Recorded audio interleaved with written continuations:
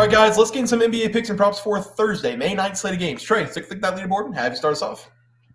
Yeah, guys, I am 0-0 at the moment. That's because I gave out the Pacers plus 4.5 versus the Knicks. Me and Bay were just talking about the game before we were recording. Very good game in the first quarter so far. We were recording the member play, so we did not get to watch much of the first quarter. But hoping to get off here and watch the rest of the game.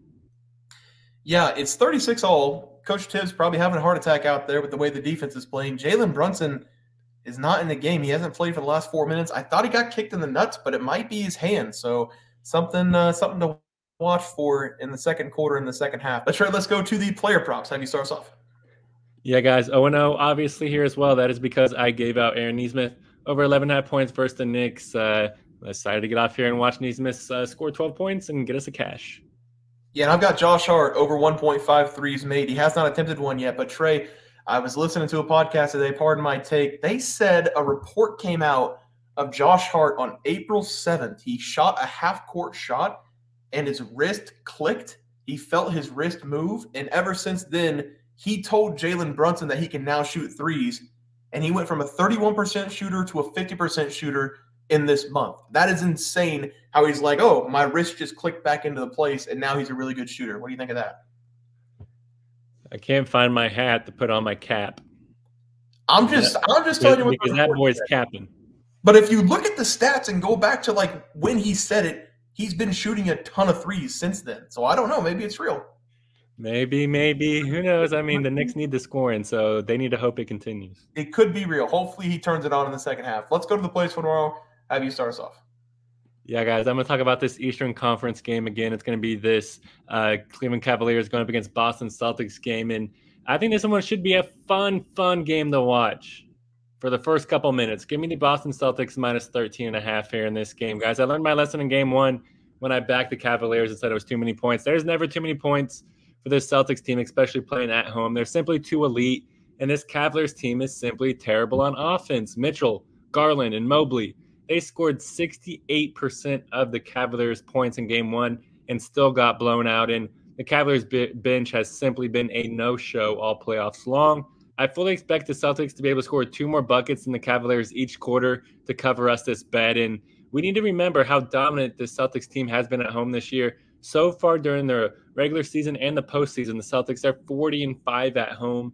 And I expect them to continue to roll here in this game. The Celtics, they won by 25 points in game one. They did that very easily, and I feel like they're going to be able to match that here as well. As long as Derrick White continues to score 20-plus points, the Celtics will continue to win by 20-plus points. There really doesn't need to be much of a big breakdown here for how elite this Celtics team is. Jason Tatum is their third or fourth wheel at the moment, and they're still rolling teams. Give me the Celtics here, minus 13.5 against the Cavaliers. Yep, load the play there. For my play today, we're going to be looking at the other game, game number 2 between the Mavericks and the Oklahoma City Thunder. The Thunder are going to win this series in 5 games. I'm going to take them here minus 5 to cover the spread. I thought maybe the experience of the Mavericks in this series would give them a little bit of an advantage, but the Thunder absolutely dominated them in game number 1. The maturity of this team at such a young age. Trey, guess the age. Guess how many points scored the Thunder had ages 24 and under in game number 1. 24 and under. I feel like their whole team's 24 and under. I'm going to go conservative here and go 91. 115 of the 117 points were scored by 24-year-olds or younger for the Thunder. It's insane what they're doing. Shai Gilgeous-Alexander and all those young players stepping up in the big moments. It was a pretty tight game the entire way through, around 10-point game for the majority of the game. But the Thunder in the fourth quarter, they dominated every aspect of the game. They held the Mavericks to like 15 or so points in the fourth quarter. They put up 20-something themselves. The defensive play against Luka was amazing to see. They were making sure that he couldn't beat them. They were trying to let anybody else beat them. And I do think the defensive play is going to be the main thing again in this game as they shut down the Mavericks offensively. I said this in game number 1. I'll say it again here. This is the best two-way team left in the NBA playoffs. Maybe the Timberwolves are up there with them. But right now, offensively, defensively, I think the Thunder are number 1. Whenever the Thunder do play the T-Wolves next round, that's going to be one of the best series we're going to see in the playoffs. We already saw a really good one between the 76ers and the Knicks. I think the T-Wolves going up against the Thunder to go to the NBA Finals is going to be even better. They need to take care of business here, though. First, I'm going to take them minus 5 in this game as the play. Trey, let's go to the player props. Have you start us off. Yeah, guys, I'm going to go with Daniel Gafford here, and I do agree with Bear that the Thunder are probably going to roll in that game, but I do expect Gafford to have something to say about it in the painted area. I love this over for Gafford in this game. even though he's been kind of struggling during the postseason, only averaging 12.2 PRs per game, which is under this number. But the reason why I expect him to dominate here in this game is because what he did in game one and because what we've seen him do against the Thunder since joining the Dallas Mavericks. In game one, Gafford, he had 27 PRs. And in his only regular season game versus the Thunder with the Mavericks, Gafford, he had 34 PRs. I expect Gafford to show up here in this game, grab a ton of rebounds, and grab a ton of alley-oop dunks as well. Gafford, he's going to walk out of this game with a double-double, in my opinion, and we'll be walking out of this game with some extra cash. Give me Daniel Gafford here to go over 17.5 PRs versus the Thunder.